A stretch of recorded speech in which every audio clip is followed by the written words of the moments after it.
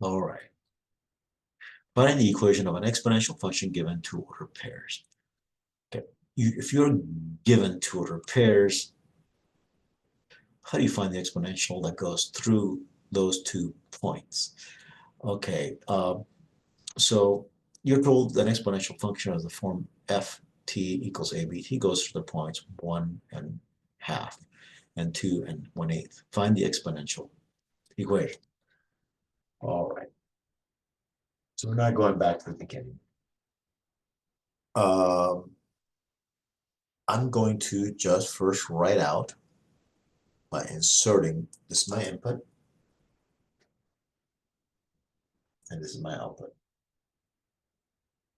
So I reserved this topic for last because by this time you've had more chance to work with this function a lot, and hopefully this idea goes down a little easier now.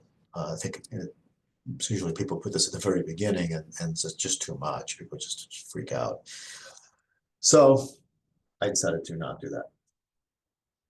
But again, input, output. This represents my output, right? And the T represents the input.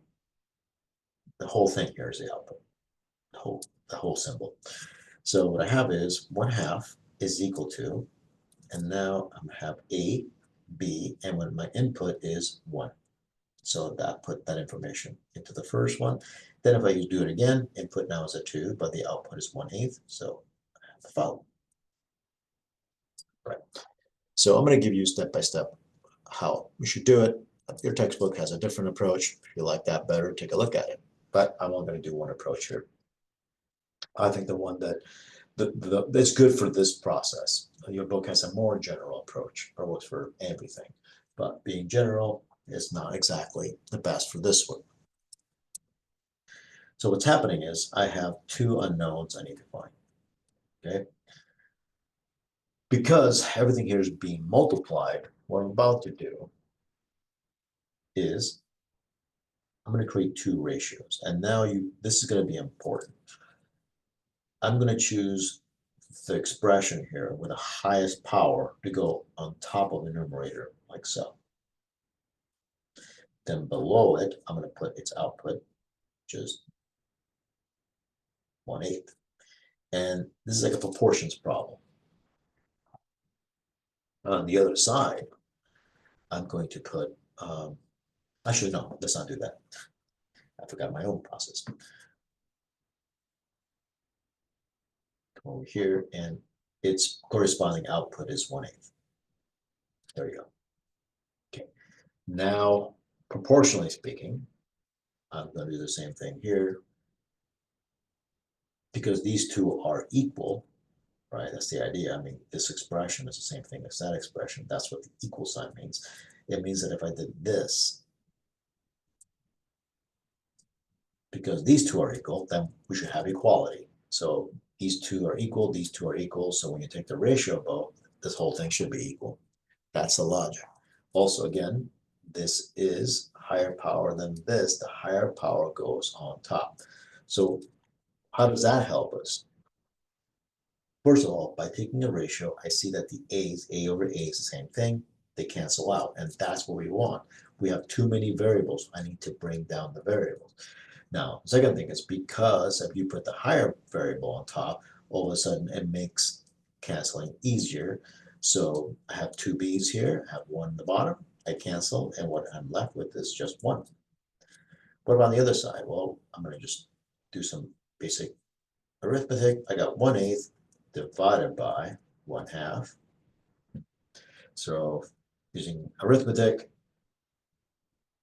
the way you're taught to divide is really to change it to multiplication and find the reciprocal. We can achieve that the same thing algebraically, but why bother? So what I have is 1/8 times 2. Oh, that's nice. That's going to be, 2 divided by 2 is 1. They both have a factor of 2, so this is 1/4. So it turns out that in this formula, what I have so far is this. I don't know what A be, but I discovered that B is 1/4, and that's what I have so far. Okay, how do you find the other part? Simple enough. Now it's just like everything you would do for any equation anywhere. I have one unknown, I have some information that I know what the inputs and outputs. So take one of these, doesn't matter which. Maybe you've done this for a linear equation, just enter into this thing and then figure out what the unknown is. Okay, so we're gonna have variable, variable, variable. So let's cut down to just one and then solve. Okay, which one do I want to use? I might as well use the simple one, I think, 1.5. So I have an output of 1/2 when I enter, again, an input of 1. So again, notice I'm using the same idea one more time, except now I do know what B is. But that remains now I only have one thing left. So that's why I don't need to do this ratio thing anymore. So what I have now is I have equal to 1/4 A. And again, if I want to solve this, again, it's a linear equation, I'll multiply both sides by 4, or the reciprocal of 1/4. And again, this becomes 1, and 4 divided by 2 is 2. Hey, there I am. So now the question is, find the exponential function. So now I have found the pieces. I found the pieces to the exponential function. And now I need to just slap it together. So we're not done until we do this last part. It's going to be 2 and 1/4 t. And I have done it. I've found the exponential that goes through those 2 points. If I want to check, I just need to enter 1 here and make sure that I get half, enter 2 and make sure that I get 1/8. But I'll leave that for you. Okay, again, you're told that an exponential function in the form FTABT goes through the points 2, -2, 1, and 127. Find the exponential function. So again, I'll just do exactly the same thing. I have my basic function sitting right there, but now enter these values in. So it looks like I have an output of 1 when the input is a -2. Yep. And it looks like when I have an output of 27, when my input is 1. Fantastic. Right. Now I'm going to create that ratio. It's like I did up here. Okay, so first I'll write it out just to get my 2 positions ready to go, and then I create this ratio. But again, like I just said, the one with the highest power is the one that should go in the numerator.